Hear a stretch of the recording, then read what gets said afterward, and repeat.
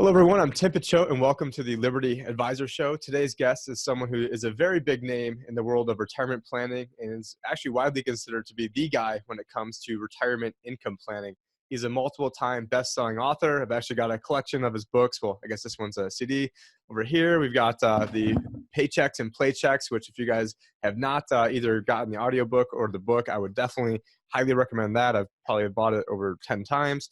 We've got Don't Worry, Retire Happy, I think another version of it as well, the Retirement Income Masters, and I recently moved, so I probably have some of the other books that are somewhere around storage. And as an adult, I probably own more of your books than just about anybody else. So I would definitely recommend it. You guys can check it out at Amazon.com. And Tom is also a member of the Elite $1 Million Speakers Group of the National Speakers Association, which means Mr. Hegna does not come cheap, but he does help financial companies increase their agents, brokers, and advisors' knowledge, which then helps increase those companies' bottom line.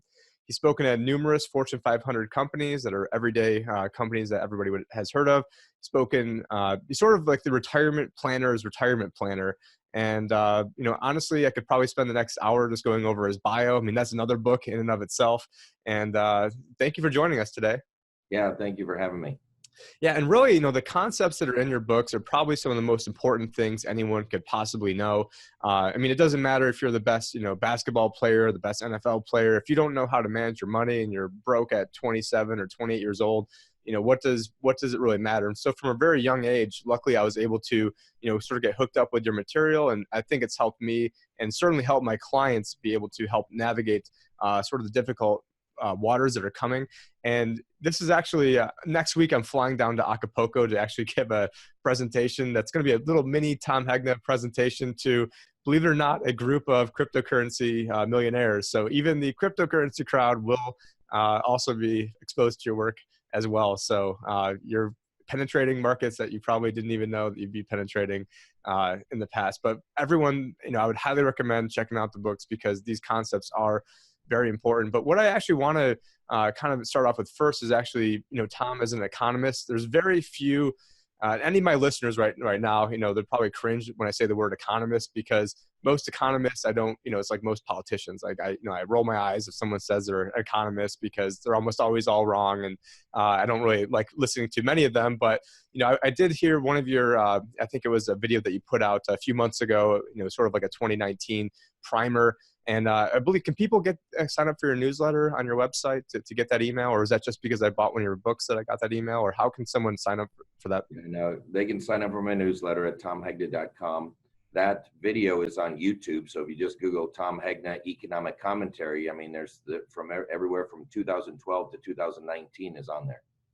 Excellent. And one of the things that I made this. I remember when I first moved down to Arizona. We're both coming actually live from Arizona. Well, actually, looks like you're probably traveling, but I know you do. I'm in Omaha, 0 degrees here. So where was that again? Sorry. I'm in Omaha today. Yeah. Okay, that's yeah. So I'm sure you'll be happy to make it back to Arizona once.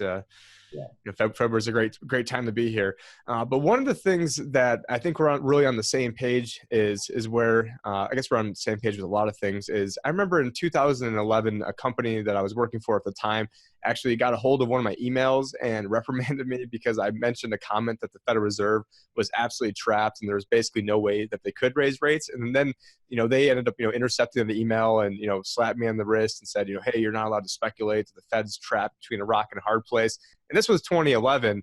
Because I remember it was as soon as I moved down here, which is why I know it was that date. But today, it seems like, the Fed had a few rate hikes just to, they sort of trapped themselves into how they've been talking for years and years and years.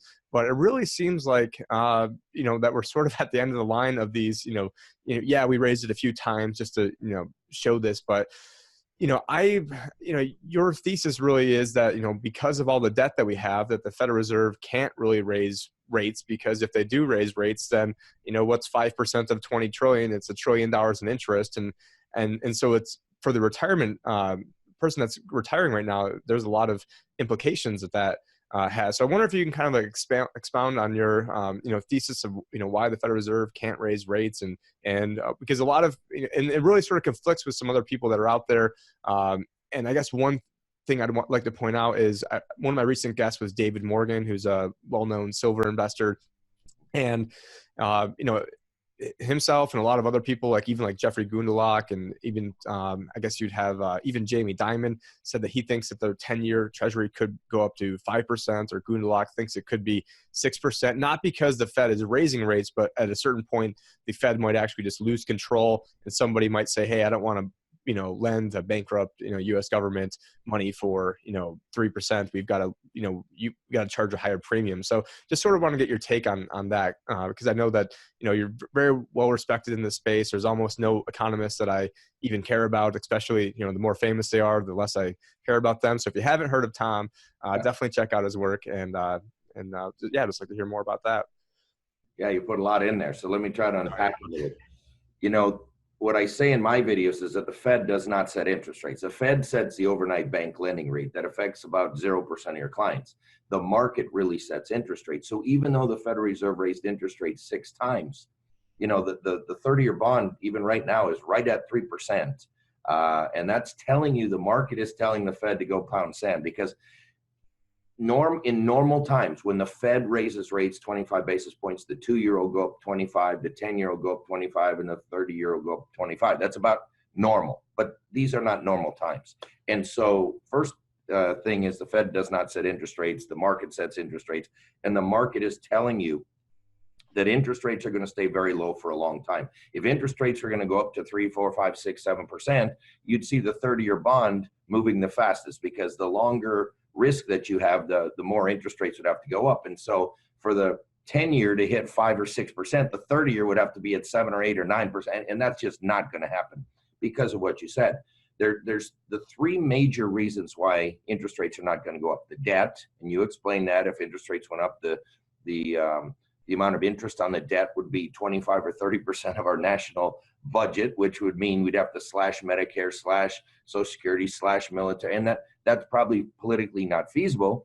So the other alternatives, they could raise taxes up significantly. Either one of those things would cause the economy to crash.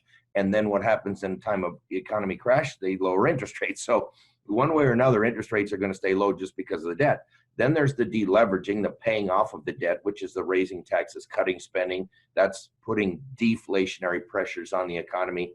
And then the demographics, these 78 million baby boomers that are getting older, they're downsizing their houses, they're not spending money. Old people don't spend money anyway. So, and many of them haven't saved enough. So their spending is going to go way down from their working years. And the millennials are still up to their eyeballs in debt from student loans. So they're not going to be buying these big houses and doing all these things. So those are the major reasons. But now there's 2 new reasons. Number one, that QE, quantitative easing, has turned into QT, quantitative tightening.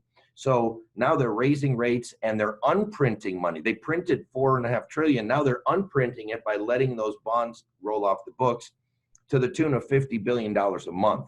So that's also a tightening. And then you've got these tariffs. We don't know how they're going to be settled in. But so all of this stuff is playing out, that we are still fighting a deflationary risk, not an inflation. I do not see inflation for a long time. Now, as to your point of that people are not going to want to buy our bonds anymore. Well, look, China's way worse off than we are. Japan's way worse off than we are. Greece is way worse than we are. Italy, Spain. We're going to know what's going to happen to our debt and our financial problems by watching what happens to them. We're still the cleanest shirt in the dirty laundry, okay? So, you know, they're going to be buying our bonds for a long time. We are still the world's reserve currency. I don't see that changing. And this whole thing about buying silver and gold for inflation, I don't buy it. If I was going to buy silver and gold, and I own some, I'd do it to protect me from deflation right now, because we're not going to probably see much inflation for the foreseeable future. And when you say deflation, do you mean just in asset prices in general, like home prices going down, or do you see, or what are the big things that? Because I mean, when you say inflation as well, I mean you know, people think of, you know, the price of maybe food or gas, but, you know, the inflation that we could have seen, you know, the past 10 years with all the quantitative easing and money printing, the inflation really could be in the financial assets, the stock market going up, just because, I mean, you mentioned Japan. I mean, Japan, essentially, they are underneath a complete fascist system right now, where everyone calls, the president a fascist, yet they, have keyboards where they type in ones and zeros and buy up, I think they own like something like 75% of their ETF market.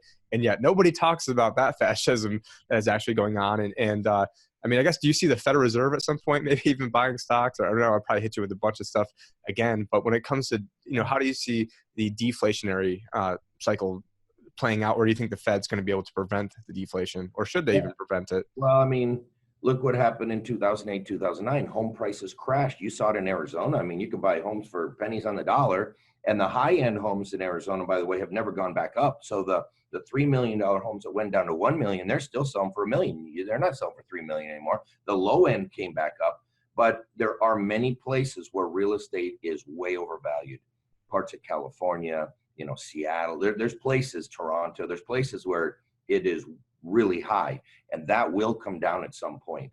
As far as the government buying stocks, I'm going to stay out of that for right now, because we'll talk about that if and when it ever happens. But we are looking at deflationary pressures. So I'm not saying that all the prices are going to go down. I don't think lift tickets are going to go down anytime soon at Heavenly. I don't think healthcare costs are going to come down anytime, but asset prices will. Stocks and real estate at some point probably will. Now, what will happen? The Fed will probably print money again. See, so they never have let it really crash the way things need to crash. They put a soft landing in there. They start printing. They lower rates. So I mean, we're going to still see government intervention, but at some point, the problems could become so big that there's going to have to be a big washout.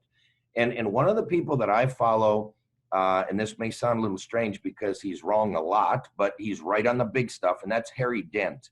And you ought to read some of Harry Dent's stuff. He's right on the macro issues. His problem is he tries to predict, the market's going to go down 3,000 points next May. Well, who can predict that? That's stupid. He shouldn't do that. But the demographics, he's probably one of the smartest guys in the world on demographics, and that's playing a huge role in all of this.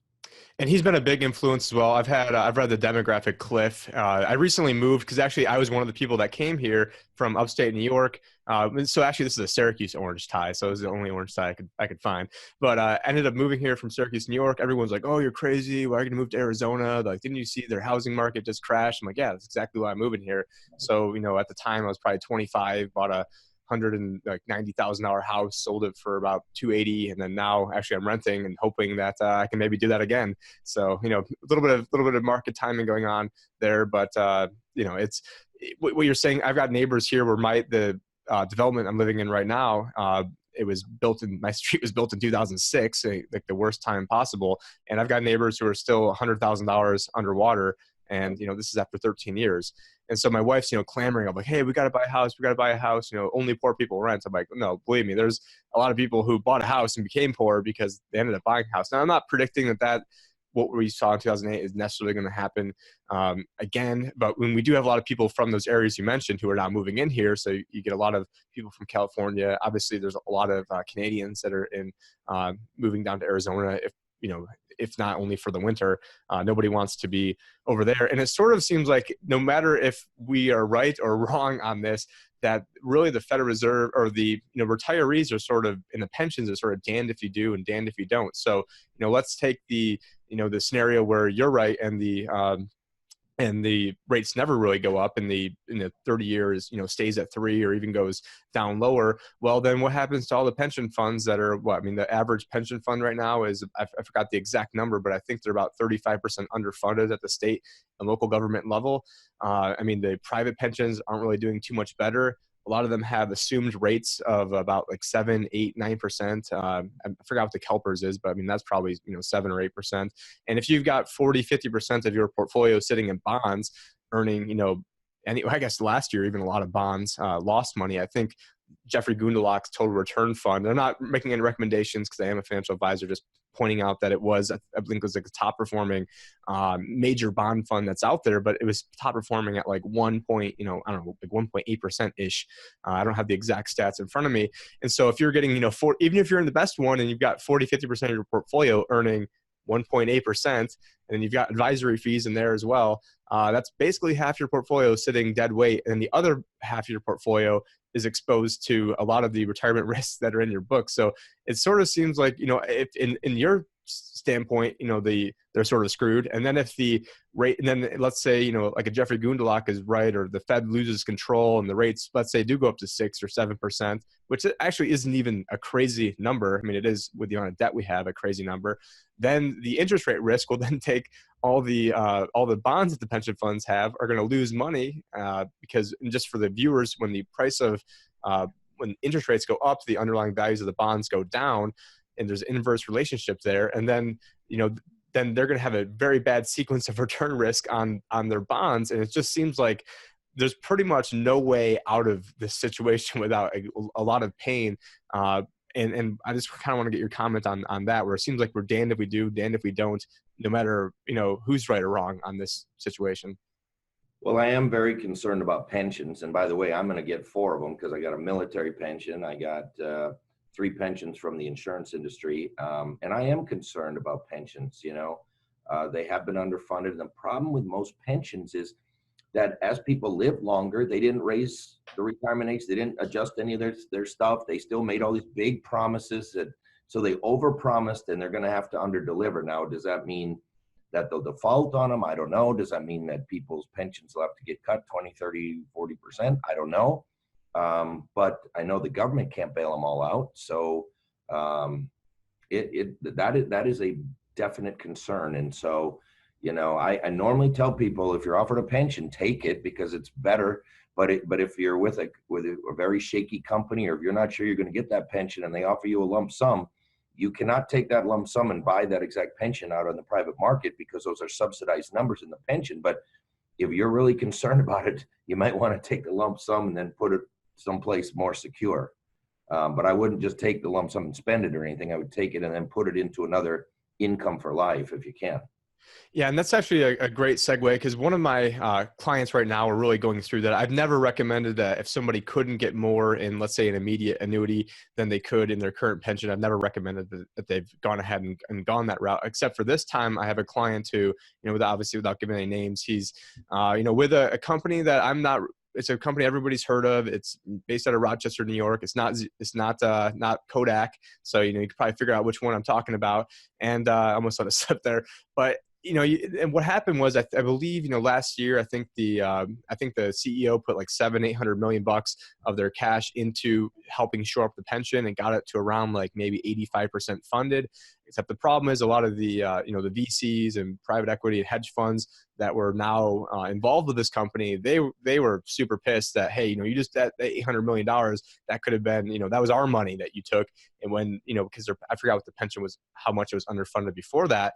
And so now you're seeing this huge battle where, it looks like, the VCs and hedge fund guys that are in there are not going to be too keen on taking another, $800 million anytime soon, assuming the company even has that in the future to shore up these pensions.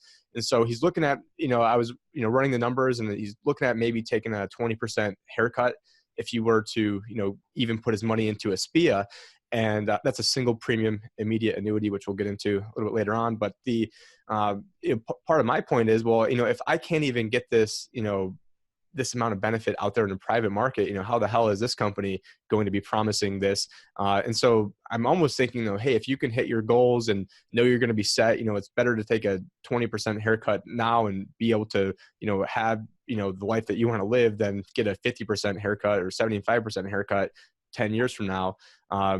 So there's sort of almost a perfect segue into that. So I've really been wrestling because it's not a company that, I wouldn't want to stake, 30 years of my retirement on this particular company. And so, I'm sort of conflicted as a financial advisor. I'm like, well, personally, I would probably take the haircut now, know that I'm going to be in this annuity. So can you maybe talk about a little bit about the income, the longevity credits of how immediate annuities work, and how, in the private market, they can't really match that because, they aren't selling life insurance, which counteracts the annuities. And so I was wondering if you could get into that for my listeners.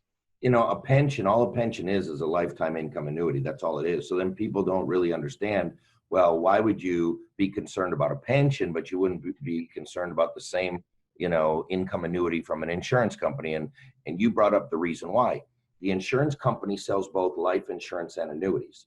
So if people live longer, they got to pay more on their annuities, but they're going to pay fewer death claims, or they're going to have the money longer to invest. So they're on both sides of the risk. If there's some natural disaster and a bunch of people die, they got to pay more death claims, but they're not going to be paying as much income annuity. So that's why an insurance company has a natural hedge against longevity. Whereas with a pension, they only sell pensions, and as people live longer, they got to pay more and more and more and more and more and more. And that's why these pensions are in trouble, because as people were living longer, they were not adjusting their pension rates. They should not have been telling people, oh, you work for 30 years, you get a full pension, they couldn't afford that. No insurance company in the world could do that.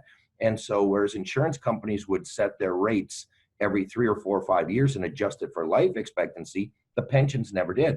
That's why you can't match the pension rate with an insurance company payout, because they were crazy when they made those assumptions, and the insurance companies are a little smarter than that. And so, as far as whether the client should do that or not, I would put that 100% up to the client. I would not push them one way or another. I'd probably explain, here's this, let them decide. But I think more and more people are going to have to be faced with that decision. Yeah, no, and that's sort of what we've done. Is I didn't want to, I'm like, here's, just a complete, deluge of information of, a lot of it is, sort of, stems from your work as well. And I wish I sort of brought this up a little bit earlier, because you had a perfect segue into this, because I actually did have demographics and some of the notes of what I wanted to talk about today, just sort of comparing, today to 2008. And so really sort of the crux, I guess, of Harry Dent's work from the demographic cliff is that the average the average person spends the most amount of money in their lifetime at age 46. The baby boomers boom started in 1946. If you add 46 years to that, you get 1992. That's when Clinton was coming into office. And so there's a lot of positive, tailwinds that that they had in the 90s going on with the economy. Well, now the baby boomers started, once you start entering retirement, you realize, hey, we didn't save enough money. We've got to downsize. We can't, live as large as we once did. And now you're not spending as much money. And so now in 2008, the baby boomers were just turning, I think they were turning like 62 years old. So they were, most of them were not actively drawing on their pensions. They weren't actively drawing on their IRAs, 401ks. Now, almost 11 years later, now let's say they're 72, 73 years old. Now they're actually forced to take money out of their IRAs and 401ks through the required minimum distributions. They're pulling on pensions, pulling on Social Security. And so next time this really goes, the pensions are not going to have another 10 years to go ride this out. And so, I just wanted to, see if you could touch on, sequence of return risk and how that is really going to, in my opinion, could absolutely wallop these pensions where, it's one thing that, yeah, you guys got out of Dodge in 2008. And the fact that you're still, on the state and local government, 35% underfunded after a 10-year bull run, it's just, it seems like this is just, a perfect storm that's all going to be coming together at some point, certainly in my lifetime. Yeah, I mean, I've written about all of this in the books. I mean, this pension it's going to be a crisis. Now, as far as sequence of returns risk, most people don't understand it. So the way I explain it is this way: the market has averaged over 12% a year since 1924. But if you're retired and you have money in the market, you can't take out 12% a year. You can't take out 8% a year. You can't take out 6% a year. You can't even take out 4% a year. Morningstar says the safe withdrawal rate is 2.8% per year. Now, people don't understand that. If the market has averaged 12, how come I'm stuck only taking out 2.8? They don't understand it. But here's why. Because if you retire and the first 3 years of your retirement, the market goes down, down, down. As the market's going down, you have to liquidate more and more and more stock for your income, because let's say you're taking out $2,000 a month or $3,000 a month. Well, that might have been 10 shares before, but now it's 20 shares. And so you have to keep liquidating more and more and more. And then when the market goes back up, none of that can grow back. And then when the market goes down, you take out more and more and more. None of that can grow back. And so it doesn't take many years before the portfolio goes into a death spiral. And so what's so important is that you have a guaranteed source of income. And what the PhDs who study retirement say is you should have enough guaranteed lifetime income to cover your basic living expenses. Social Security counts, pension somewhat counts, but then lifetime income annuities. And so the research all shows that retirees should have guaranteed income to at least cover their basic living expenses. And then if the market's going up and down, they can just let that roll. They don't have to liquidate to do their normal living expenses. So the simplest way for the average person to do it, if they're 60% stock and 40% bonds, is to simply liquidate the bond portfolio, put that into an income annuity. It'll lower the risk and increase returns to your portfolio right out the gate. It's a great bond substitute, and it will give you more peace of mind. And then you can ride the ups and downs of the market. Now, I don't know that I'd have 60% of my money in the market, maybe with some guarantees in it. And you can do that with insurance products and things like that. But that's what I would say on the sequence of returns risk. People don't understand it. It's going to wipe out the retirements of tens of millions of baby boomers. No, and that's actually one of the main things I'm going to be talking about when I'm down in Acapulco talking to all the Bitcoin guys and girls. And I've got my camera right in front of my screen, so I'm trying to look at something to be able to share it.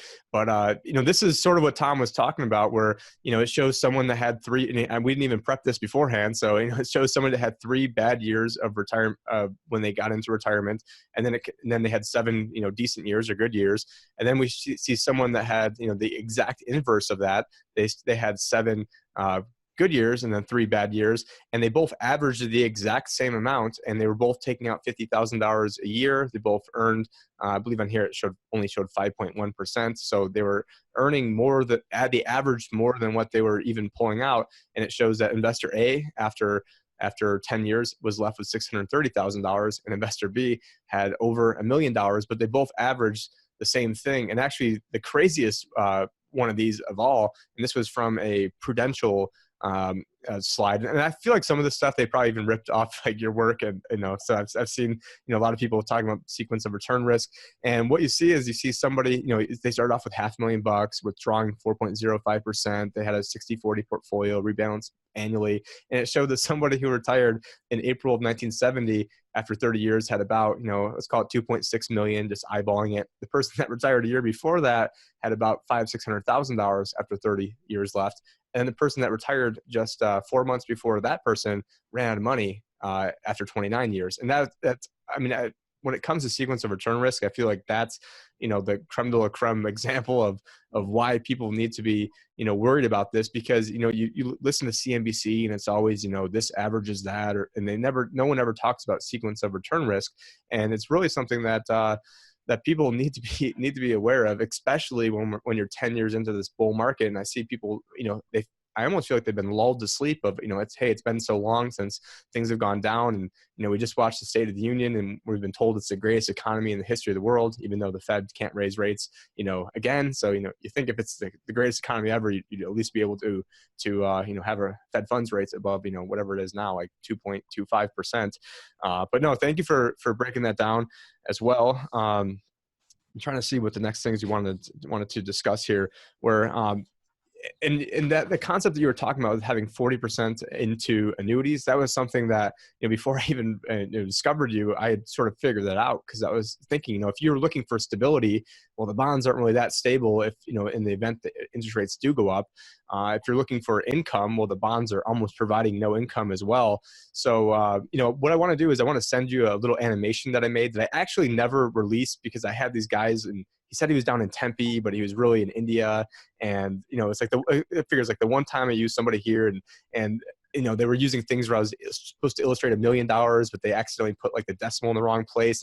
And we kept going back and forth, and it was 99.9% done. I just got busy and shelved it, and I just finished it, but I've never released it. And so I want to, it's the mathematical proof of how all this stuff works, because annuities get a bad rap. Let's just face it. I mean, it's sort of like if you talk about cryptocurrency, it gets a pretty bad rap. People just want to stay like an arm's length distance from it, because you've got a lot of the famous names that are out there, whether it's Susie Orman, which she's even come around, another guy, his name rhymes with Len Wisher, who's always out there bad mouthing, like, hey, go write to us and we'll give you your top 20 reasons of why you shouldn't own an annuity.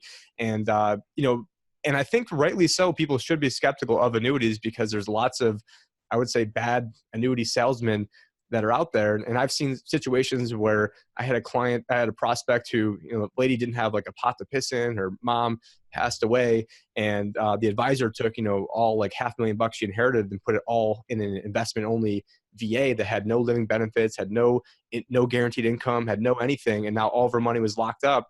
And that same week, I'd actually proposed that same product for another client who was a doctor. She had already, maxed out all of her 401ks, IRAs. She, had a trust, had 6 months emergency reserves. And so, that made sense for her. But then I wanted to punch the other guy in the face who sold, this lady, this product. And so, people should be wary of a lot of these annuities. But can you maybe speak to, sort of the counter argument to, the guys out there who are saying, all annuities are scams, or you shouldn't even touch them, or, you should just invest your money with us because we know better. So what would you have to say to, I guess the haters that are out there when it comes to annuities? Oh, I've written articles, explaining why Ken Fisher really loves annuities, and why you should too. But look, I don't care what they say. What I care about is the research, the math and the science, okay? Everything I do is based on math and science and economics. It's not based on opinion. So I don't care what people's opinions are. But I can prove to anybody who doesn't like, and we're talking mainly income annuities for retirement. I mean, there are other annuities, but you're not going to read much negative on income annuities. The stuff you read on, the negative stuff is more on the variables or on the index products of the past. Maybe I think all of them are getting a lot better now, but the income annuities need to be an essential part of a retirement plan. And if there's any doubter out there, I'll give you a chance to prove me wrong. I do this in live events all the time. If you don't believe in annuities, then here's how you can prove me wrong.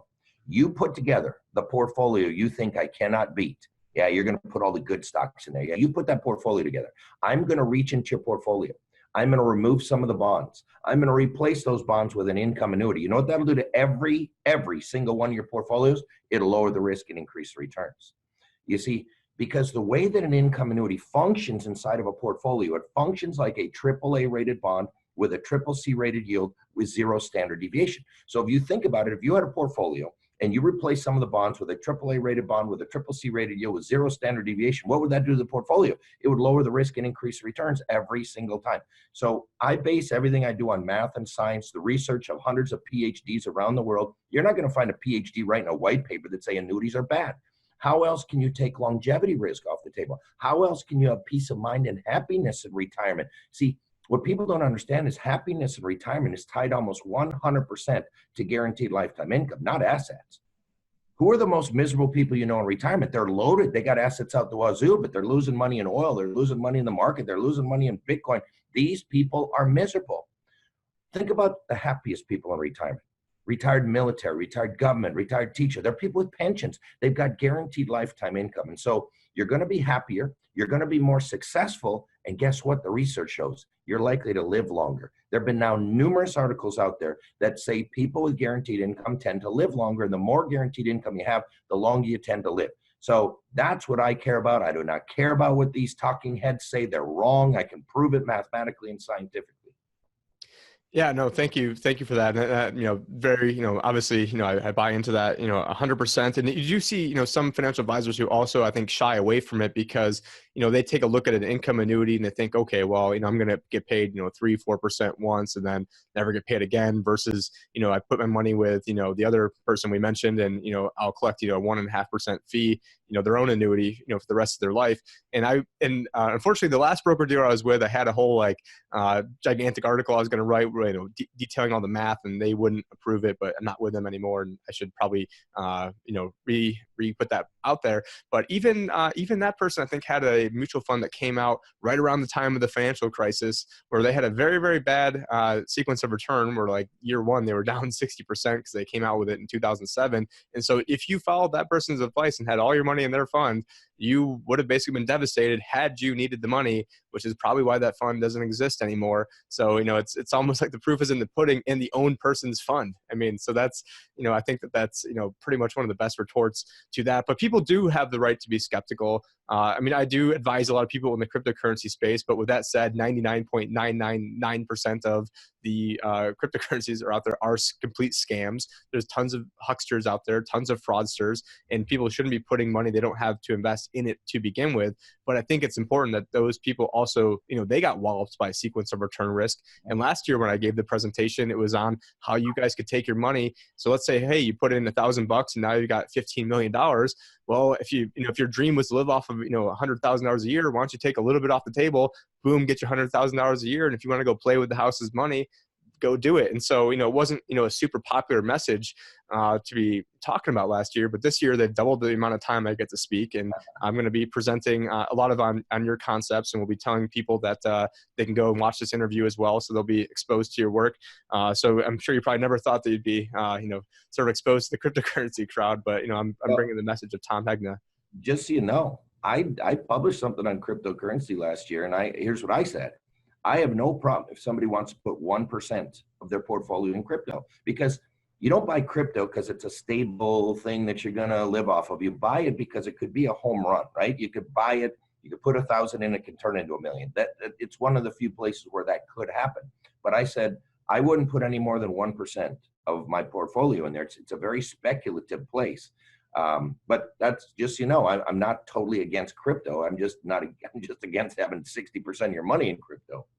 Yeah. And I see in the financial industry, like how it's going to change things. Cause in the future, what you're going to have is, instead of buying, the S&P 500 index fund, you're probably going to buy, and I think even Michael Kitces has talked about this, but it wasn't in the context of cryptocurrencies. It was I forgot what the actual name of what he called it was, but kind of the skip to the end is, you're going to get, through the blockchain technology, you're going to be able to trade a stock. And instead of buying the S&P 500, you'll buy all 500 stocks. And in that way, you'll have different tax loss selling benefits, where you can then sell out the individual, maybe 20% of the S&P that lost money that year, and to be able to, reclaim those losses for future, to offset future gains. And right now, I mean, it would cost, like, I don't know, even at $5 a trade would cost you $2,500 to make that trade. So, almost nobody's doing it, unless some of the rich guys over in Omaha, like Warren Buffett and, a few other people. But with cryptocurrency, I see this where it cost almost next to nothing to be able to make this trade and skip a lot of middlemen, and make that transaction just happen very, very quickly. And there's people that are working on that. T0 is a project that was just launched by the Overstock.com guy, Patrick Byrne.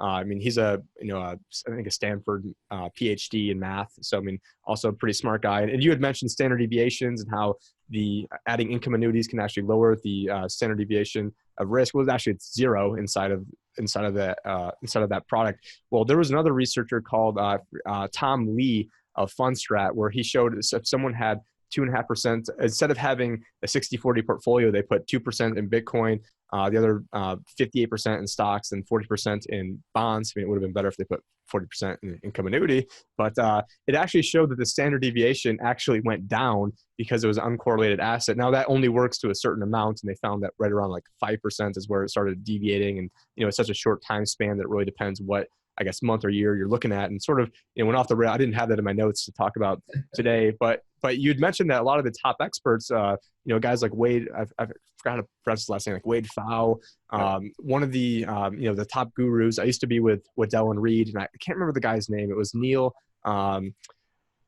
He was like one of our top planning gurus, Neil something. Anyways, he was, sort of like the guy, and he was talking about, hey, what I'm going to do is I'm going to take, the amount of money I want to live off of, I'm going to put that in immediate income annuity, and then I'm going to, basically, ride the rest. And I've heard that story from even like one of the top RVPs. And these are guys that work for, at the time, I would call it like a mutual fund company or investment companies. And even they're doing that. But it seems like when it goes down to the average advisor level, at my level, that, a lot of them have, they, even like myself early on, there are cases to make, I think, for variable annuities. I don't have a 7 anymore, so I can't even sell them. And you had mentioned that the index annuities have gotten a lot better. I mean, I used to treat those how I would treat the other cryptos outside of Bitcoin, as basically scams.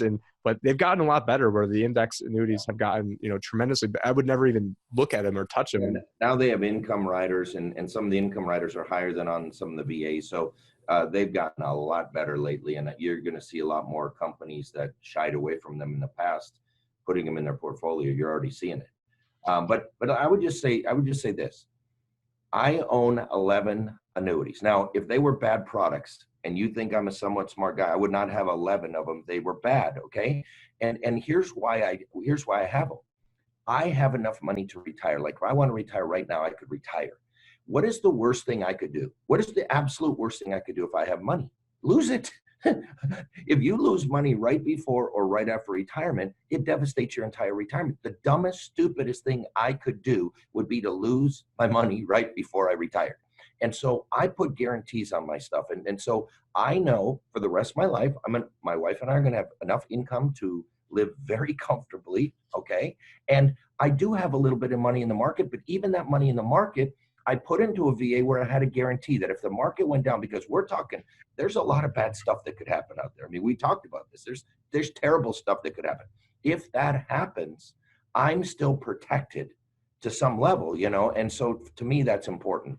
And I would tell people who have money, the worst thing you can do, very worst thing you could do is lose it. That's the worst thing you could do. Yeah. Yeah. So, I mean, it's, there's people who never had money. It's almost even worse if you had it and then you lost it. Oh, And so you see in other people how they want to keep their money, quote unquote safe, is they want to keep all their money in the bank. And so I coined a phrase, in 2008, that's, going broke safely if you're just keeping all of your money, in the bank. But yeah, I mean, I wanted to see if you could also maybe talk about there was an analogy you had in one of your books, and it's been years since I last listened to your audiobook, but I remember you had an analogy that stuck with me about, the clients or the couple that was running out of gas and, on a drive. And I just want to see if you could maybe give that analogy for our listeners today. yeah, well, I mean, there's this family from Boston that never been to the desert before. They'd never seen a cactus or coyote. So they booked a family vacation to Death Valley. And they're going to go through Death Valley, through Nevada into Arizona. And they booked it for the middle of July. When they landed, it was 127 degrees. Now that's so hot you can fry eggs on the pavement. But it was okay. They had a big old Lincoln Continental with ice cold air conditioning, and they start their drive. And at first it was, sand dunes everywhere. There were cactus, lizards everywhere, tarantulas. There's a coyote, a rattlesnake, and a rabbit. They'd never seen it before. They were having the time of their lives. Well, as the day went along, somebody noticed the gas gauge was now almost on E, and the next town was over 100 miles away.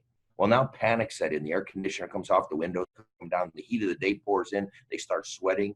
Well, now you know what happens. They start fighting and arguing. How could you be so stupid not to fill the tank before we go across Death Valley? How fast should we drive? One guy said, oh, it looks pretty flat. I'd probably speed her up to 100, 110. We could probably coast for 5 or 6 miles. The other guy says, no, we need to slow it down. We need to save fuel. But here they were, fighting, arguing, miserable. All their eyes were on the gas gauges, went down, down, down. And they knew they were going to run out. They just didn't know when. See, that's the same as running out of gas in the desert is the same as running out of money in retirement. And everybody thinks that the bad thing about running out of money in retirement is the day you run out. That's not true. It's all those years when you know you're going to run out. You're watching your account and it's going down, down, down, and you know you're going to run out. You just don't know when. And that's why if you would at least cover your basic living expenses in retirement with guaranteed lifetime income, that's just like having a quarter tank of gas guaranteed all the way across Death Valley. I have never, ever said somebody should put all of their money in annuity. Never have I said that. But a portion. And for the average person, that's anywhere from about 20% to 40% of their portfolio. That would be average. I have more than that because I don't just want my paychecks guaranteed. I want my paychecks guaranteed because I don't just want to survive in retirement. I want to actually have fun in retirement.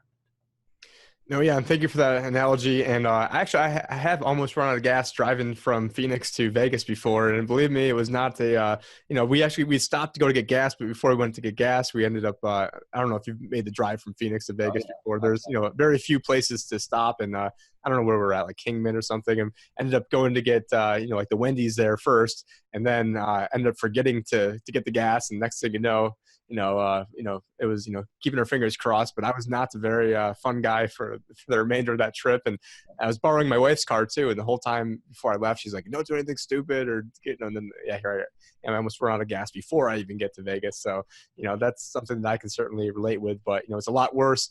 Running out of gas is one thing, but running out of money in retirement, that's a whole other can of worms. And I think the last thing I just want to bring up, and I probably should have mentioned this a little bit earlier because as we're segueing into this, but we talked about income annuities, and I think that that's great for someone that's a year or two away from retirement, but because of some of the the benefits you get, and especially some of the index annuities that roll up 10% a year guaranteed and have pretty favorable withdrawals and have no caps. And again, I don't even have right now. I'm not even licensed with a company, so I will I recently became fee only, but then I'm starting to think, just because I'm fee only, I'm not really doing people a service by being fee only, because a lot of them would be better served having some of these products. So I'm this would be a short stint of being fee only, and now I'm looking at getting all reappointed, and because I just see how it can benefit people.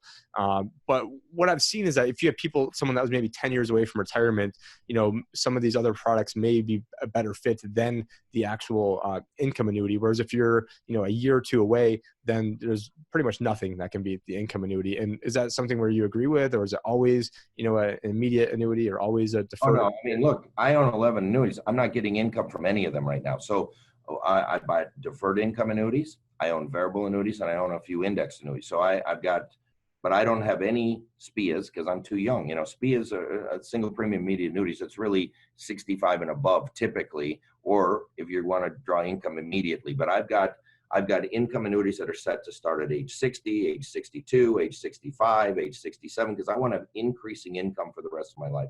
And then I've got other ones that I can turn on whenever I want. If I need more, I can turn them on, or I can make withdrawals. So I've got liquidity, I've got flexibility, but I've got a lot of guaranteed income.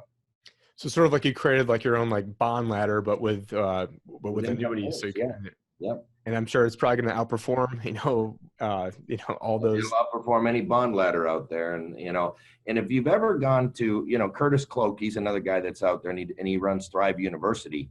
And if you've ever gone to watch him, he will show you mathematically that a DIA, a deferred income annuity, will likely outperform a 60-40 portfolio through your whole retirement. So if that's true, and watching him, I believe it is true, why would I want to have my money at risk if I can do as good or better? Even what if I was close to as good without the risk? That's why I've chosen to do it, because it doesn't make sense to me, especially with all the stuff we're talking about, the debt, the government. Look, at government can't even get together on anything anymore. We're kind of in a scary time right now. Yeah, I mean, I don't want to get you in trouble mention any politics or anything, but it's just amazing. It's amazing the things. I mean, I'm more of a leave me alonist. If I don't want to tell you what to do, you don't tell me what to do. But at the same point, I see that one side is definitely trying to tell me what to do more than the other side. And but anyways, I don't want to get you too much in trouble with that. I haven't heard of Curtis Cloak before. So is it with a K or with a C? Curtis. Yeah, Curtis with a, and Cloak with a C, CLOKE.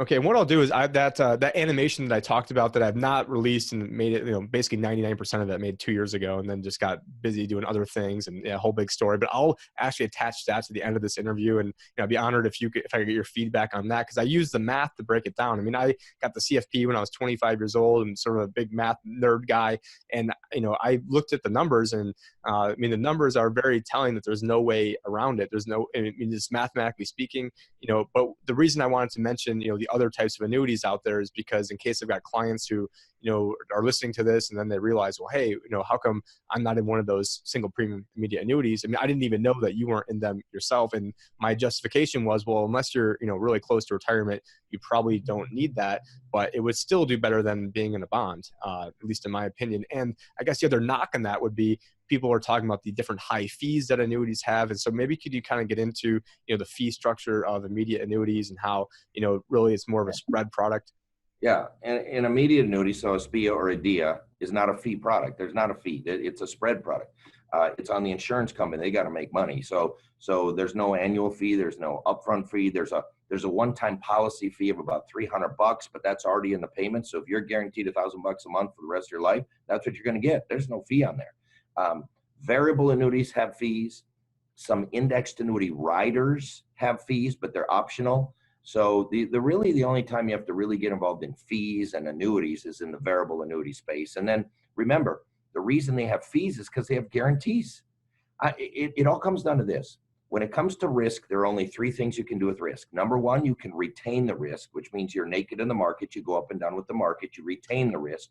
Or you can avoid the risk and go into a bank account or a money market fund that's paying 1 or 2%. Or you can transfer the risk. You transfer the downside risk of the market to an insurance company that's been in business for 100 years, and they're going to be in business for 100 years. They can weather the ups and downs. If it stays down for 10 years, it's not going to ruin their balance sheet, but it will certainly ruin your retirement. And so you transfer the risk to an insurance company for a fee. And so what you have to weigh out is the guarantee worth the fee? That's the decision. And then it is important that everybody has, a trusted advisor that they can talk to. Because as we mentioned before, I mean, there's a lot of, hucksters out there, a lot of people who are, just maybe have one product, and it's the old, I guess, adage that goes, if all you have is a hammer, everything you see is a nail. So, if people think, oh, well, this guy's gonna get 3 or 4%, well, believe me, it might cost you a lot more than 3 or 4% if you do it on your own and you're not, well-versed in these products, because it is a absolute minefield of just information when it comes to annuities and how complex they can be. I mean, it is, just a ridiculously complex, but it doesn't have to be. When it comes to the immediate annuity, very, very easy to understand. I'll have the animation linked after this. We definitely appreciate Tom's time today. He's a very, very highly sought after speaker. I know that the company that I used to work for, or both of them, I think have probably had Tom speak, and he charges quite a bit. It's like probably over $10,000 to get him to speak. So I don't want to take up too much of his time today, but it's definitely worth it. And for any advisors who happen to be listening to this, I would highly recommend the Retirement Income Masters, Secrets of the Pros. Highly, highly recommend that. And so what I'll do right now is I'm going to share the screen over to the Amazon link over here. And so here you can find Tom's books. He's even got the Canadian version of Paychecks and Playchecks, because I know they've got some different things going on over there when it comes to like their RRSP programs. And but no, we definitely thank Tom for being here. He's an absolute retirement income guru. He's the guy. And so I just wanted to make sure that since we had a mutual connection and in person, I wanted to make sure, and hey, I'll reach out to Tom, see if he'll come on the program today, because I think that you really are the guru's guru on this stuff, and we really appreciate your time today. Thank you very much. Thank you. So for everyone who stuck around to the end, I'm sure you got a lot out of the episode. It was great, hearing Tom's, not only his retirement advice, but different perspectives that he has in the world and on the economy. So now sit tight. We're going to have a quick commercial. And then after that, we're going to had the debut of the animation that I had made about 2 years ago, and it was about 99% of the way there. And then we had some language barrier issues with the guy that was making it, even though the guy said that he was from Phoenix. And anyways, I just went ahead and made the edits myself. And this video is probably, the absolute, from a mathematical standpoint, proves the case why annuities are important. But again, this subject is riddled with people that basically are just glorified salesmen that are just pushing a product that they don't actually do any planning. And I've seen time and time again, people are in the wrong types of annuities, time and time again. People are in them that shouldn't even be in them. And there's definitely is a reason why this industry does have a black eye when it comes to the word annuity. However, if you are in your 60s or you're close to retirement, or you are already retired and you have bonds in your portfolio, I'm going to mathematically prove how an income-based annuity can actually do wonders for your portfolio, especially when compared to bonds. So look out for the commercial, and then we'll have the debut of the animation. Thank you for listening to the show. One of the ways you can help support the show is by seeing if it makes sense to invest with myself. I'm a certified financial planner with Innovative Advisory Group, LLC.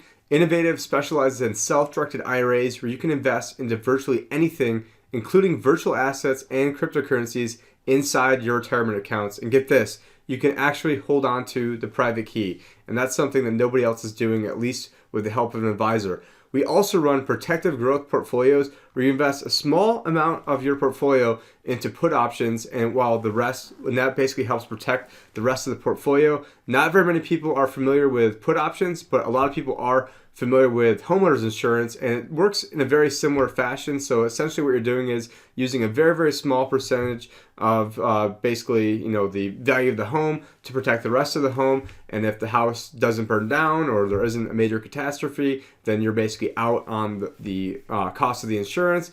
Flip side, on if your house ends up burning down, well, then you build your house back. And that's really the same thing that's going on here. So if the market ends up tanking, and we know the most that you can possibly lose on your investment, and honestly, if the market were to go down 60, 70%, and you're only down single digits potentially, then that's an amazing buying opportunity. Lord Nathan Rothschild said it best, that the best time to invest is when there's blood in the streets.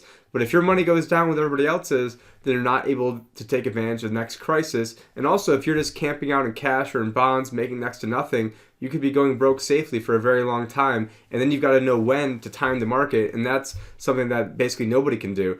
Now, on the flip side, if I'm wrong in all this and the market keeps going higher, or the Federal Reserve comes out, or the European Central Bank comes out and says, hey, we're going to print a whole bunch more money, and the market goes to infinity, well, then you'll go up to infinity minus the cost of that put option. So I think that this is a great strategy that you definitely want to learn more about. I mean, just given the craziness that's going on right now, I mean, if you're heavy into cash right now, heavy into bonds, or even heavy into stocks, especially if you're close to actually needing those funds for retirement, or just needing those funds in general, maybe for a big project, or maybe you work on a crypto and you raised a whole bunch of money, that this is something that we can help protect yourself and protect your loved ones. And there's nothing you have to lose by scheduling a free consultation with us. And actually, there's a chance you could lose a lot by not talking with us in general. If you go and click on our website in the upper right hand corner, there's a Work with Tim button up there. You can see all of our plans, ways we work with our clients.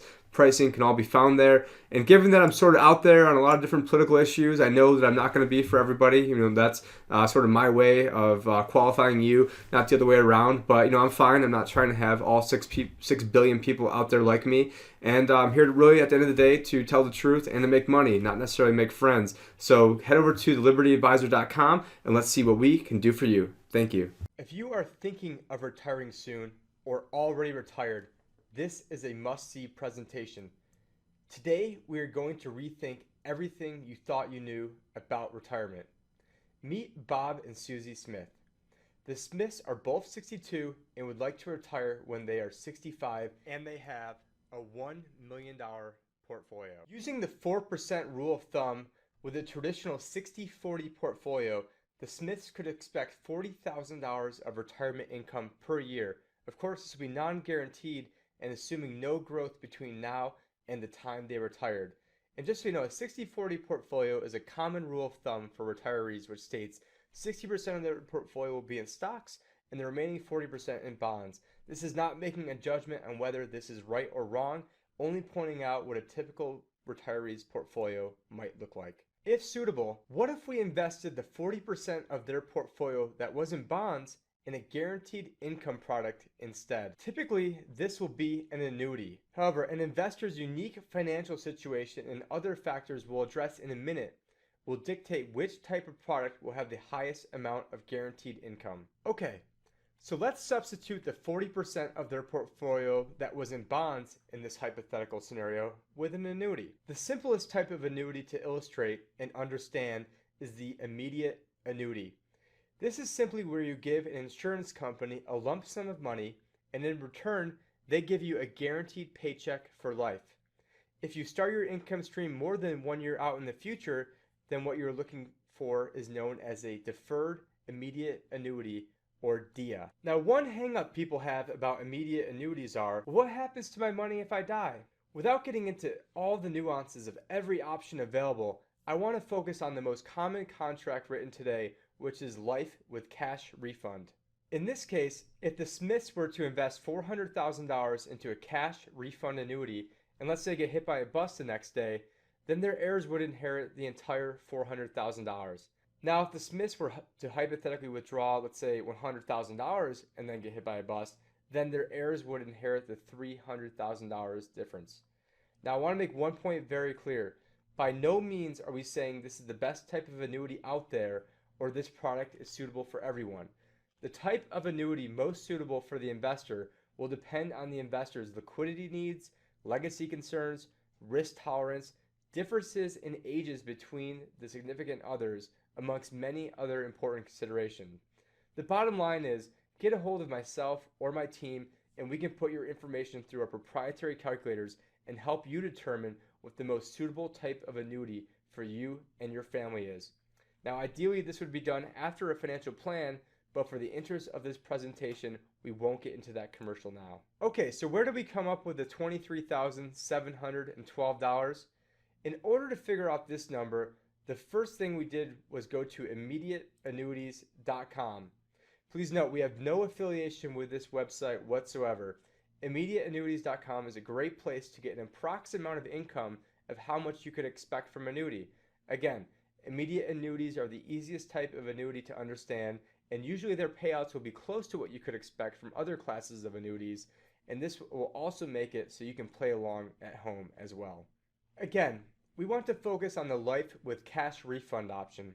Using this option, the annuity would pay out so long as either of the Smiths are alive. Using the 4% rule for the 60% of our investors' portfolio that was in stocks, 4% of $600,000 would give you $24,000 of income. So if we take the 60% of their portfolio in stocks, that would give us a non-guaranteed $24,000 per year, and combine it with the 40% of their portfolio that would now be allocated to a joint annuity, which would give them $23,712 of guaranteed income for life, the Smiths could now expect $47,712 in hypothetical retirement income underneath this scenario. Now, another way of looking at things, if Bob and Susie still wanted to strive for $40,000 a year in income, now they would only need to pull $16,288 from the 60% of their portfolio that was in stocks, or 2.71%. This would put a lot less stress on their portfolio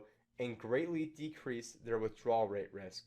Now, going back to the classic 60-40 portfolio, using the US government 10-year bond yield of 2.16% as of June 21st, 2017, if the Smiths had the 40% of their portfolio that was in bonds in a 10-year US Treasury bond, they would have $426,484 by the time they were 65, which would give them $9,212 of retirement income per year. Now, assuming no interest rate risk and prevailing rates stayed the same at 2.16%.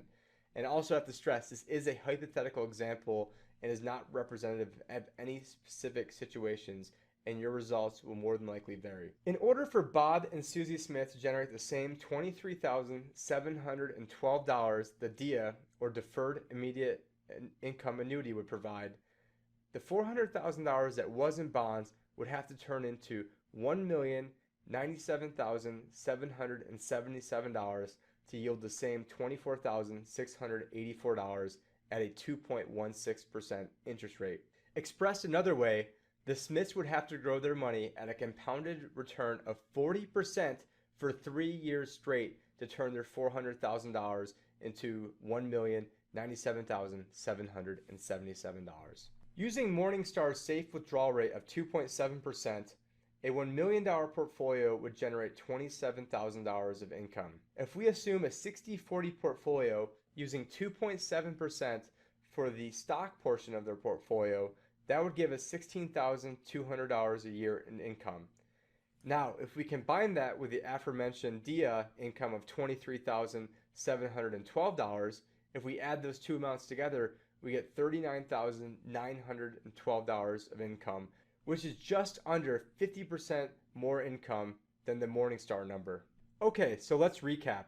Using Morningstar's safe withdrawal rate of 2.7%, $1 million would generate $27,000 of income. Using the 4% rule of thumb, the Smiths could generate $40,000 of income. And using the alternative 60-40 approach discussed today with a 4% withdrawal in equities, the Smiths could plan on $47,712 of income, of which $23,712 would be guaranteed for life. While no strategy is foolproof, we believe all investors should have the amount of income they need in retirement covered by a combination of Social Security, pensions, and annuities. If an investor needs $50,000 to live on, but only receives $35,000 from a combination of their Social Security and a pension, we would aim to find the appropriate guaranteed income product with a goal of managing the $15,000 shortfall. The rest of their funds could then be appropriately allocated using low-cost index or mutual funds. Now, many variants will determine the optimal guaranteed income product for any given client, including but not limited to how many years they can defer, age of client and their spouse, health of the client and their spouse, legacy concerns, how much they live above or below their means, need for principal protection, and their risk tolerance, just to name a few. Now, after we cover your shortfall with a product that will give you the most amount of income given your unique situation, we will then stress test your portfolio using Monte Carlo analysis. The goal is to have an 80% success rate or higher, or expressed another way, having less than a 20% chance of having to make a change along the way. Now, to help guard against sequence of return risk, we will then layer in a worst case bear market scenario using your portfolio's risk-alized results. If your financial crisis hypothetical scenario showed a decrease of, let's say, 33.9%, we would then simulate your portfolio decreasing by 34% at the worst possible time of your retirement, which for most people will be the year they retire. If your Monte Carlo bear market simulation comes back north of 80%, we know that we are on the right track. If not, we either need to lower the risk in your portfolio or increase the amount of guarantees in your retirement, assuming you aren't willing to lower your standard of living. We want you to feel confident knowing that we have strived to help preserve your retirement. If you are concerned about running out of money and would like our help, please give the Certified Financial Planner Professionals at the Liberty Advisor a call today, where your future is our focus.